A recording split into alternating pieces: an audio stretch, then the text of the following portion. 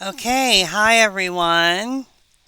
This is the video for Achaean Greece, uh, which is the era after the Greek Dark Age, which happened after the Bronze Age collapse. Um, you should have watched those videos already.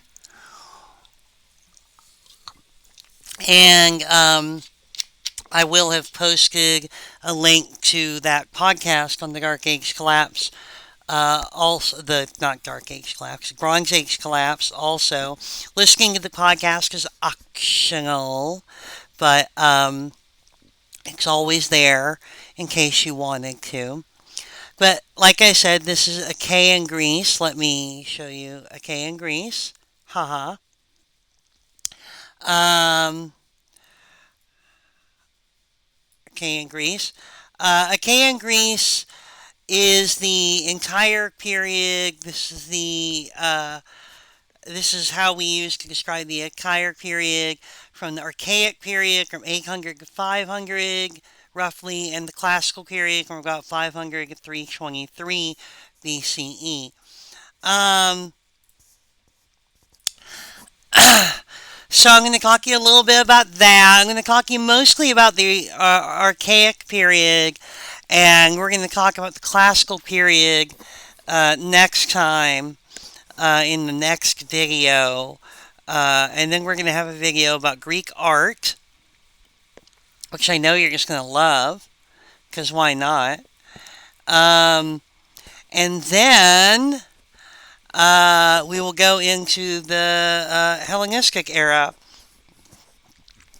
So I know you're just super excited about that. You're like, the Hellenistic era, Achaean Greece. I've been waiting my whole life to talk about this. Um, anyway. But bear with me. I think you'll actually find it interesting. Even if you don't, you'll still have to answer questions about it. So this is preparing you for life. Having to pretend you're interested in things that you aren't interested in. That's what it'll be when you're working. Anyway,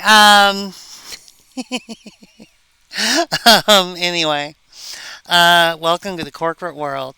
No, anyway, tough room today. Um, anyway, okay. So, the Achaean Greeks were the culture that arose in the post Dark Age era. And like I said, we divide Achaean Greece into the two different periods, the Archaic period from about 800 to 500, and the Classical period from about 500 to 323. 800 BCE, roughly, this is a rough estimate, but roughly 800 ish is where we mark the end of the Greek Dark Age and the beginning of the sort of period of recovery where there was a significant cultural output again. Um, we see the development of cities, we see uh, the development of the arts again, and new cultural innovations in general. Um, One of the main markers of the end of the Dark Age is the codification of an epic poem called the Iliad, which happened around 800. The Iliad is an epic poem. An epic is larger than life characters doing larger than life things. So we still have epics nowadays, like the Avengers. That's an epic. Um, But epic poetry was super popular back then. Stories of heroes doing crazy heroic things, interacting with the gods. If it was a movie, it would have bang up special effects, the whole deal. Um, the Iliad was a very popular poem a lengthy epic poem. A very popular poem that was that existed during the latter period of the Dark Age as an oral tradition, which is to say that it was memorized and performed for other people, and it was written down supposedly by a poet named Homer, um, who liked donuts. No, sorry, different Homer. Um, Written down by a poet named Homer, who is the one we attribute to the authorship of the Iliad. I'm going to link you to a video about the Iliad. It's kind of humorous, and it sort of summarizes the story of the Iliad. Um, because I'm not going to make you read it. Because it's huge. It's like most published versions of it are like 600 pages or so. So that's crazy pants. I can't make you read that. That's nuts.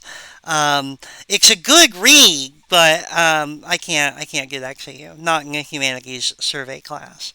Um, you get into a Greek literature class later, maybe you'll read it, and hopefully you'll have fun with it. But anyway, um, the Iliad, the codification of the Iliad into a written form, is considered one of the markers of the end of the Dark Age because it represents a major cultural production. It represents a major cultural achievement, which is the kind of thing you don't get during a Dark Age. So it's not that the Iliad didn't cause the end of the Dark Age. Let me be clear about that. It didn't cause the Dark Age to end, but it's a sign that the Dark Age was ending. Because if they were still in a Dark Age, you wouldn't have something like the Iliad. You see what I'm saying? You smell what I'm cooking? Anyway. Um, so sorry, the cat's doing something cute. So I'm paying attention to that for a moment. Kitty.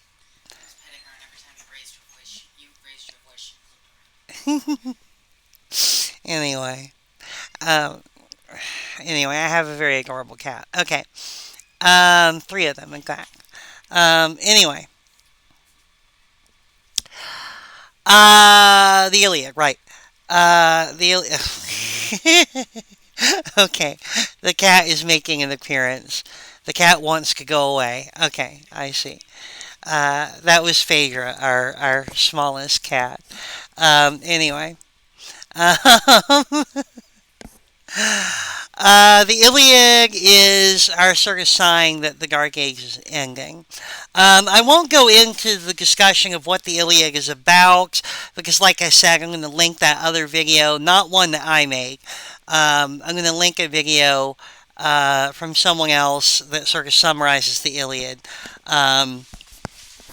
But suffice to say that it is a story about a war that took place during the Mycenaean Age. So basically, what you have is you have something that happened before the Dark Age, a war with Troy, something that happened before the Dark Age, and stories got told about it during the Dark Age, and it sort of developed gradually into this elaborate epic poem that then was written down, that was codified into a written form by Homer, and that is our sign that the Dark Age is ending. So the Iliad is not just a sign that the Dark Age is ending, it is a link to the past from before the Dark Age, even though it is fictional in many respects because, you know, it involves Greek gods, and I'm pretty sure they didn't exist. Um, it involves the Greek gods and a lot of magical, miraculous things happening, and so on and so forth. Um, the Iliad is nonetheless, at its core, a story about something that actually happened prior to the Dark Age, and it lays down the pattern of the people in the Achaean Age looking back to the Mycenaean era as their sort of inspiration and their kind of foundational myths. They looked back at the Mycenaeans as the original Greeks, right? And these were the people that they were trying to emulate, and the example that they were trying to live up uh, to a certain extent. So, anyway, so the Iliad is our marker of the end of the Dark Age. Stop that. Um, okay. Now, during the Achaean Age, um, one of the most, so during the Achaean Age, we see as agricultural production is recovering and things are coming out of the Dark Age era. Um, we see the development of cities becoming much more prominent in Greece, and in particular, we see the development of a unique system of city states uh, called the polis system.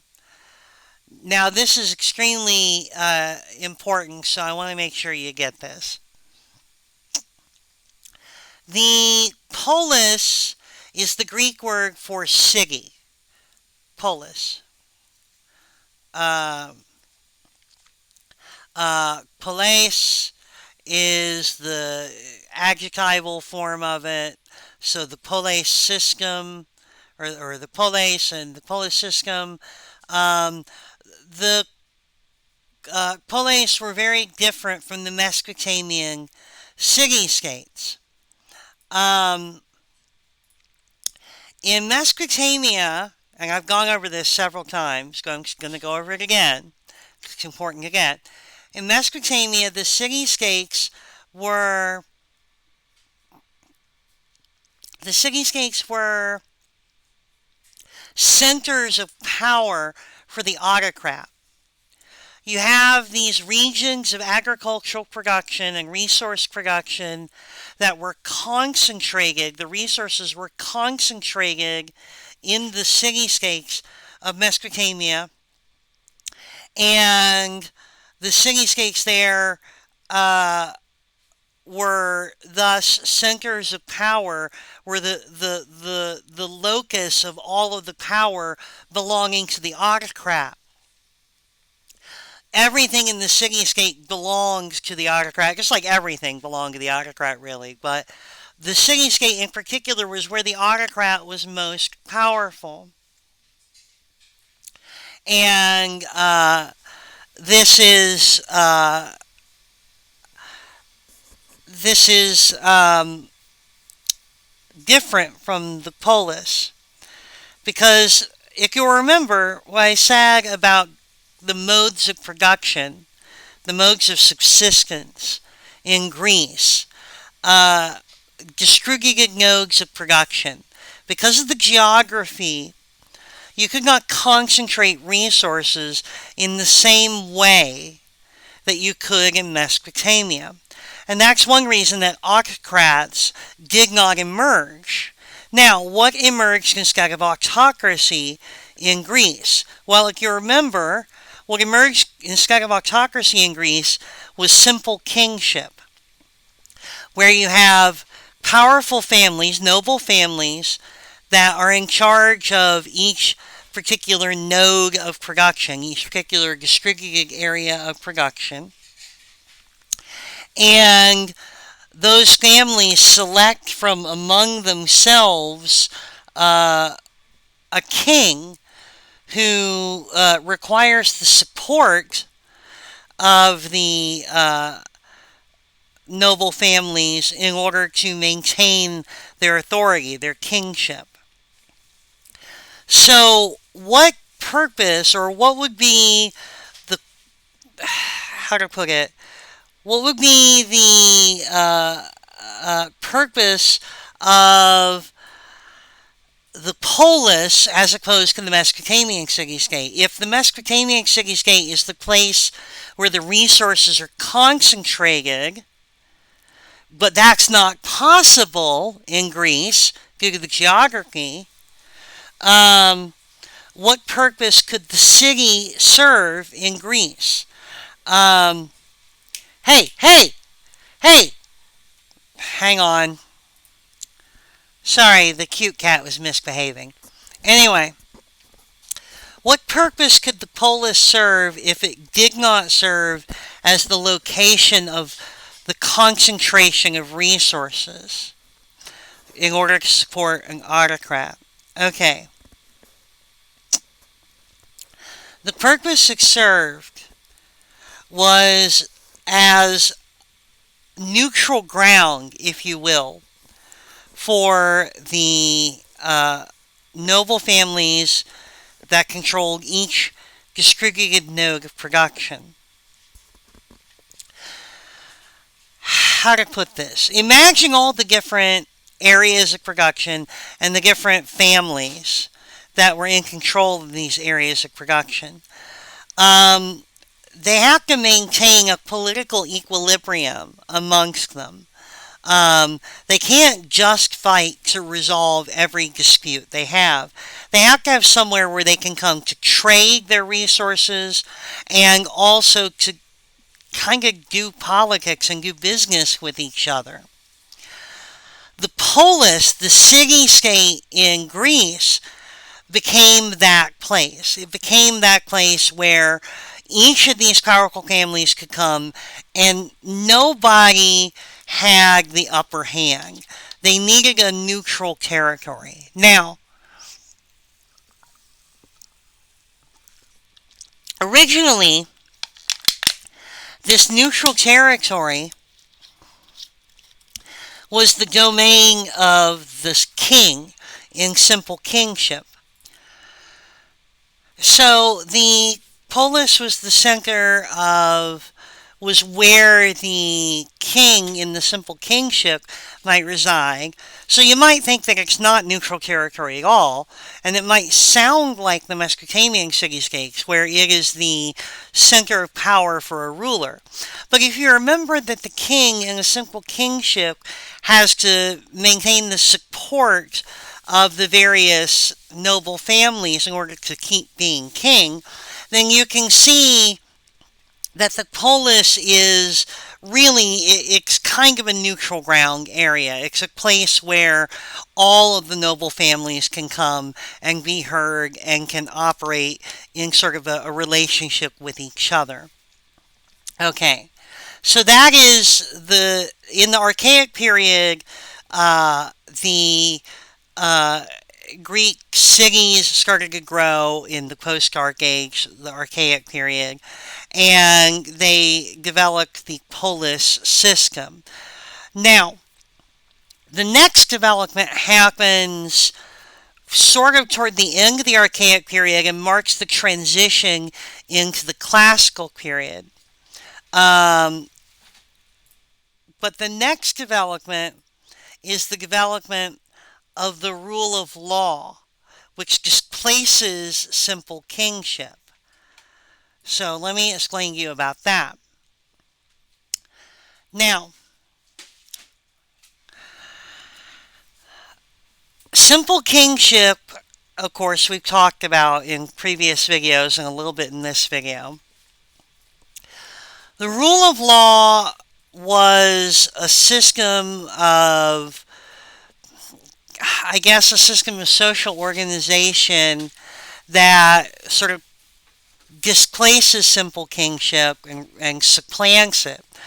And it will become a characteristic feature of Achaean Greek culture, one that will figure importantly in the Classical period and in the Greco-Persian War. But we'll get to that in the next video.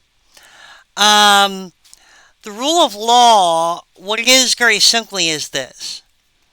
In simple kingship, a king is the arbiter of disputes and disagreements among the nobles, and the king's word was how you get the law. The law was in the person of the king, similarly the way that the law was in the person of the autocrat in the Mesopotamian city-states. Rule of law is the idea that there is a procedure, not a particular procedure. It doesn't have to be democratic, but there is a procedure which where laws are created, rather than just having someone who says, "Hey, this is the law. The law is Taco Tuesday. Every Tuesday we serve tacos." Rather than having a king who declares Taco Tuesday, in the rule of law, you have some kind of procedure, like some kind of legislature or something, that creates laws. And those laws have an existence that is independent of any particular person, even the individuals involved in the legislature. So, like for instance, in our system here in the United States, at least for as long as we still have the rule of law here, which may not be long from the looks of it, in our system, there is a legislature that creates laws. Um, there's this legislature that creates laws, but then those laws remain in force and have legal authority regardless of what happens to the people who made them. 100 years later, all the people who made the laws are dead, but unless the law is repealed, that law remains a law. Um, and presumably, now the laws are not necessarily equal. We can create a law, well, tax law, for instance. Some people pay more taxes than others. In theory, it should be that the wealthy pay more taxes than anybody else, but in reality, they pay less, and the middle class pays the most taxes, and that sucks. Um, and then when you're figuring sales tax, the lower classes probably pay the most taxes. But anyway, um, uh, but the point is, laws don't have to be equal. It's not that everyone is equal under the law either. But it does mean that the laws exist independently of the people that made them, and they mean that they apply regardless of any individual status. For instance, the king, if there is a king, would not necessarily be above the law unless the law exempted the king specifically. Right? If the law specifically exempted the king from certain obligations, then that is an example of an unequal law. But you can see how the law still is the authority there. Does that make sense? I ask as if you could answer me. Um, Yes, honey, it makes sense. okay. Um, okay. Once again, Morgan has answered on your behalf and says it makes perfect sense. So, I am brilliant, Morgan says, and this is being very well explained. And Morgan says that I am clearly the best to have ever done this job ever. Um, anyway, I may have paraphrased a little. Nonsense. Okay. Anyway. Um, um, okay, hang on a second. Okay, so the rule of law is just the idea that the laws apply regardless of any particular person. They apply to everybody, even if they're unequal, which sounds like an oxymoron, but I assure you it isn't. The laws apply to, well, let me phrase it this way. The laws apply to the people they apply to. They apply to all the people, and the way in which they apply is specified by the laws. Even the king, if there is a king. Um, So the rule of law comes to replace simple kingship. And what I mean by that is that the rule of law becomes the arbiter, right? Remember, the king is supposed to be in simple kingship. The king is the one who decides disputes among the noble families and among the various people. The king is the one who makes the laws and makes the decisions. Um, but over time, during the latter part of the Archaic period, various Greek city-states come to develop the rule of law um, uh, in, to replace the role of the king in simple kingship. How are disputes decided? Well, they're decided by the laws. And the polis becomes a place that is definitionally governed by the rule of law. Um, so that it is a place where the various factions can be assured of equality and neutrality, if you will, because the various factions have set up a system that they can all agree on rather than just agreeing on a person to decide the laws. They agree on a procedure, a legislature to decide the laws and to sort of give structure to their situation and to decide how the polis is governed. So this is a completely new innovation. Obviously, like I said, Mesopotamian city-states are governed by autocrats. Egypt is governed by an autocrat called the pharaoh. Um, the Greek system, the polis system, where the polis is governed by laws created by a procedure, where the polis is governed by the rule of law, is a novel development and one that will have a huge cultural impact. The Greek inheritance, the cultural inheritance of the rule of law will be passed on to the Romans, which will be passed on to the all the territories that Rome governs, and we'll see that that's a huge amount of territory. And then, of course, that will be passed on to Western civilization, generally speaking, given that Western civilization is sort of the inheritor of Roman culture. And you can see it here. How do we govern in our society? By the rule of law. Up until a recent Supreme Court decision, even the president was bound by the laws. And there are laws that say, hey, this is, what even the president can do or not do.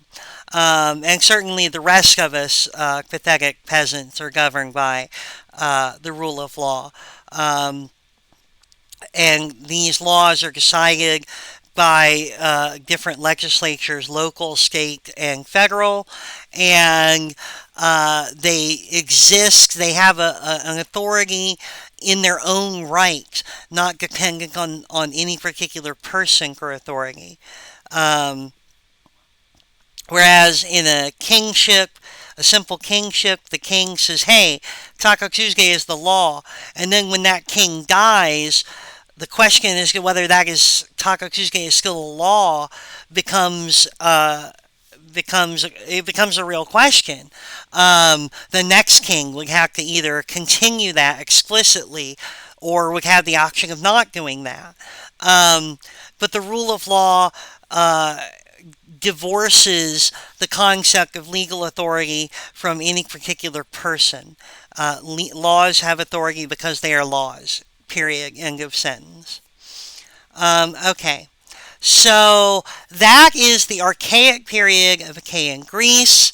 The significant cultural developments there are the polis system and the rule of law.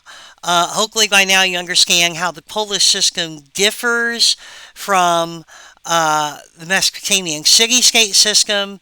Oh, and also the Iliad as a marker of the end of the Greek Dark Age. Hopefully now you understand that and can answer those questions. And we'll be getting into the classical period and the Greco-Persian War in the next video. So I will see you there. Take care. Be well.